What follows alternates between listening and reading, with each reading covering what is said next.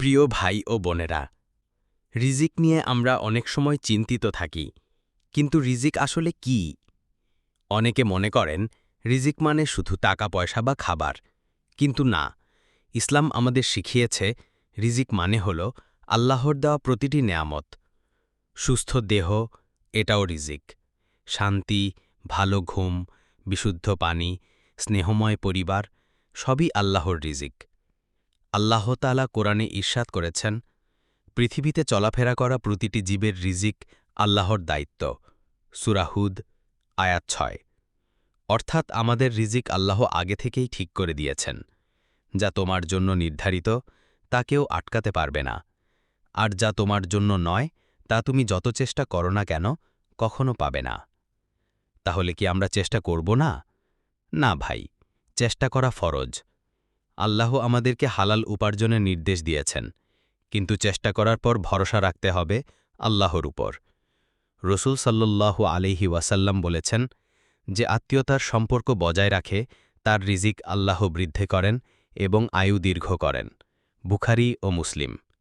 আরেকটি হাদিসে এসেছে, হালাল রিজিকের সন্ধান করা প্রত্যেক মুসলিমের জন্য ফরজ ইবাদত।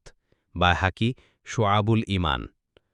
তাহলে আমরা যদি চাই আমাদের রিজিক বৃদ্ধি পাক, নামাজের প্রতি যত্নশীল হতে হবে, হালাল পথে উপার্জন করতে হবে, আত্মীয়তার সম্পর্ক বজায় রাখতে হবে, দরিদ্র ও মিসকিনদের হক আদায় করতে হবে, আর সবকিছুর উপর আল্লাহর উপর ভরসা রাখতে হবে।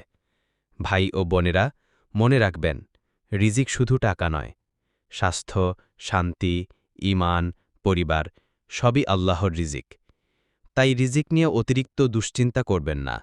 হালাল পথে চেষ্টা করুন আর সর্বদা আল্লাহর উপর তাওয়াক্কুল করুন, কারণ আল্লাহই হলেন আর রাজ্জাক, রিজিকদাতা। আমরা প্রায় দেখি, কেউ অনেক ধনসম্পদ পেয়েও অশান্তিতে ভোগে, আবার কেউ সামান্য আয় থেকেও সুখে শান্তিতে দিন কাটায়। কারণ রিজিকের আসল বিষয় হল বরকত। যেখানে বরকত নেই সেখানে 1000 টাকা থাকলেও শান্তি নেই, আর যেখানে বরকত আছে সেখানে অল্প দিয়েই জীবন সুন্দর হয়ে যায়। একজন ধনী মানুষ প্রতিদিন লক্ষ লক্ষ টাকা আয় করছে, কিন্তু রাতে ঘুমাতে পারে না, পরিবারে শান্তি নেই, দুশ্চিন্তায় ভরা। অন্যদিকে একজন সাধারণ শ্রমিক অল্প রিজিক পেলেও হালাল উপার্জন করে, নামাজ পড়ে, পরিবার নিয়ে হাসি মুখে দিন কাটায়। দেখলেন, এটাই হল রিজিকের বরকত। রাসূল সাল্লাল্লাহু আলাইহি ওয়াসাল্লাম বলেছেন, আল্লাহর জিকিরে ও নামাজে বরকত রয়েছে। মুসলিম। তাহলে আমাদের উচিত শুধু রিজিক কামাই করা নয়, বরং সেই রিজিকের ভেতরে বরকত চাওয়া।